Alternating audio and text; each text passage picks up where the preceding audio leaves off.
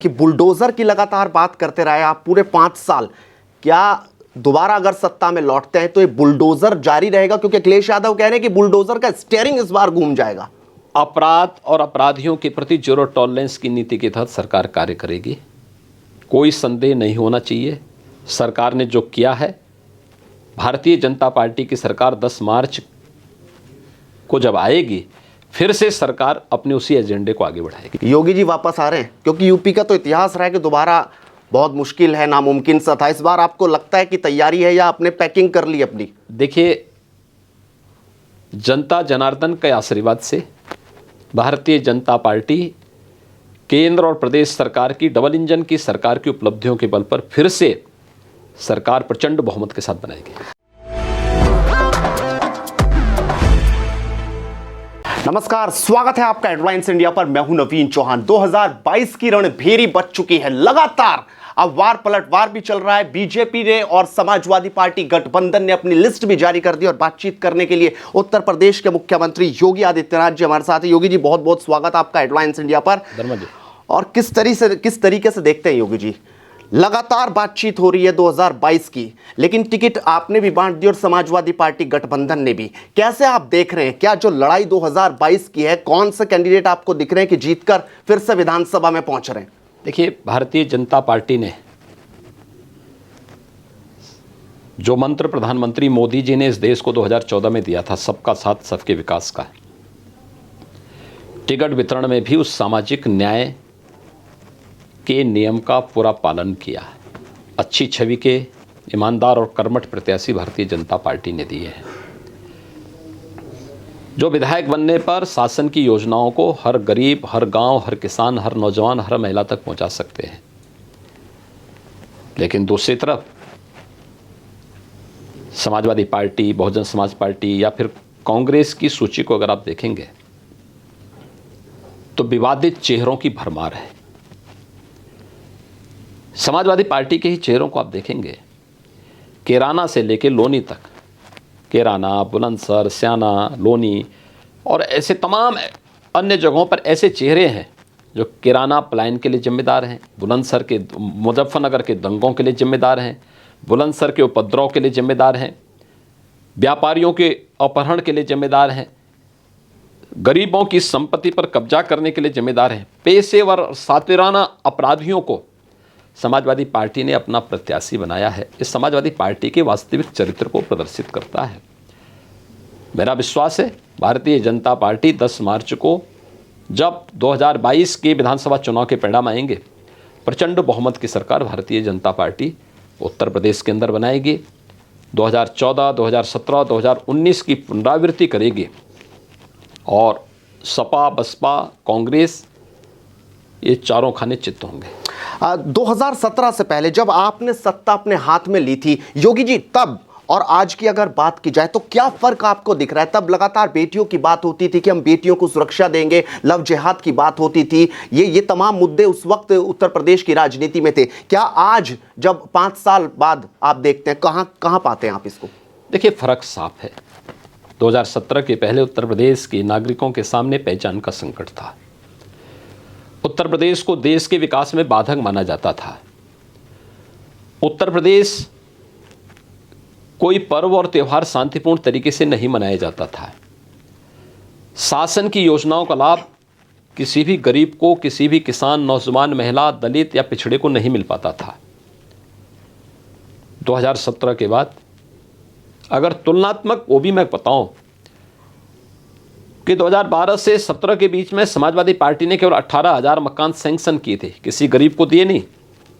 हमारी सरकार 43 लाख गरीबों को एक एक आवास दे चुकी है।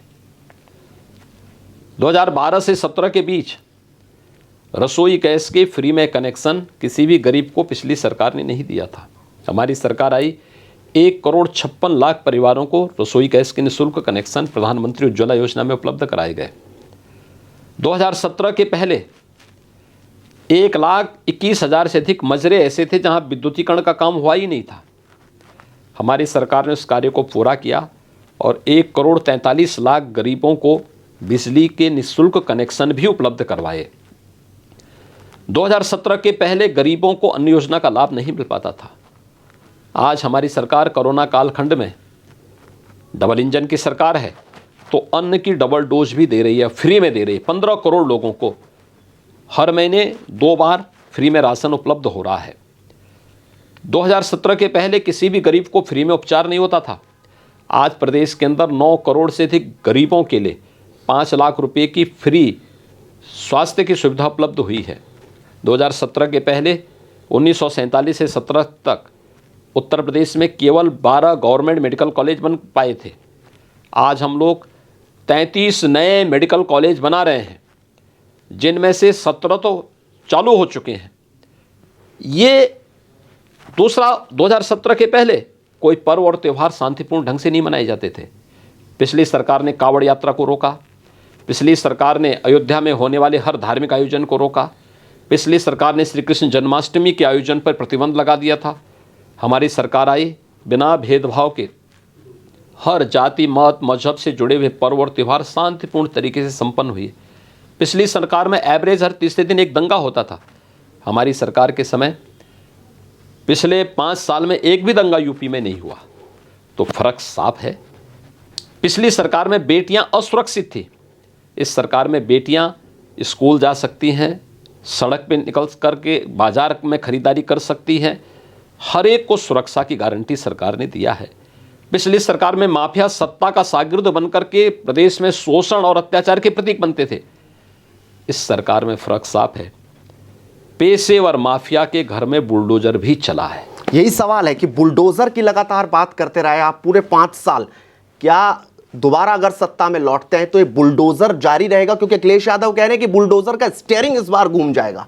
अपराध और अपराधियों के प्रति जीरो टॉलरेंस की नीति के तहत सरकार कार्य करेगी, कोई संदेह नहीं होना चाहिए। सरकार ने जो किया है, भारतीय जनता पार्टी की सरकार 10 मार्च को जब आएगी, फिर से सरकार अपने उसी एजेंडे को आगे बढ़ाएगी। योगी जी वापस आ रहे हैं, क्योंकि यूपी का तो इतिहास रहा है कि दोबारा बहुत मुश्किल है, नामुमकिन सा था। इस बार आपको लगता है कि तैयारी है या आपने पैकिंग कर ली अपनी? देखिए, जनता जनार्दन के आशीर्वाद से भारतीय जनता पार्टी केंद्र और प्रदेश सरकार की डबल इंजन की सरकार की उपलब्धियों के बल पर फिर से सरकार प्रचंड बहुमत के साथ बनाएगी।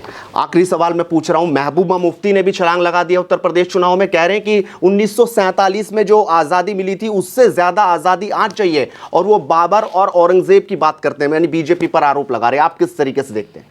देखिए, ये राष्ट्रवाद बनाम वंशवाद की लड़ाई है। भारतीय जनता पार्टी राष्ट्रवाद, सुशासन और विकास के मुद्दे पर कार्य कर रही है। सपा, बसपा, कांग्रेस या फिर महबूबा मुफ्ती जैसे नेता, ये सभी वंशवाद को बढ़ावा देने वाले हैं। भारतीय जनता पार्टी सरकार में जब आई तो सबका साथ, सबका विकास, सबके विश्वास और सबके प्रयास को सार्थक की। लेकिन जब भी इन दलों को सत्ता मिली, उत्तर प्रदेश के अंदर या उत्तर प्रदेश के बाहर, इन लोगों ने सत्ता को शोषण का प्रतीक बनाया।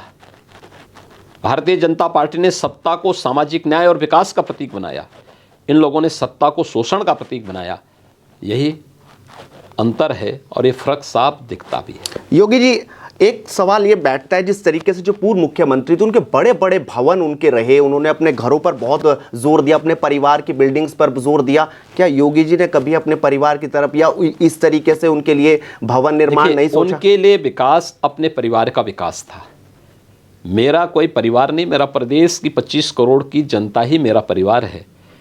इस वे अपना मकान बनाते थे, हमने 43 लाख गरीबों का मकान बनाया है। वे अपने स्वयं की चिंता करते थे, हमने प्रदेश के हर व्यक्ति को फ्री में उपचार की सुविधा दी। वे किसानों का शोषण करते थे, किसान आत्महत्या करने के लिए मजबूर होता था। हमारी सरकार में किसानों के लिए क्रय केंद्र खोल करके उसे न्यूनतम समर्थन मूल्य का लाभ दिया गया। गन्ना किसानों का 1,54,000 करोड़ रुपये का गन्ना मूल्य का भुगतान हमारी सरकार ने किया।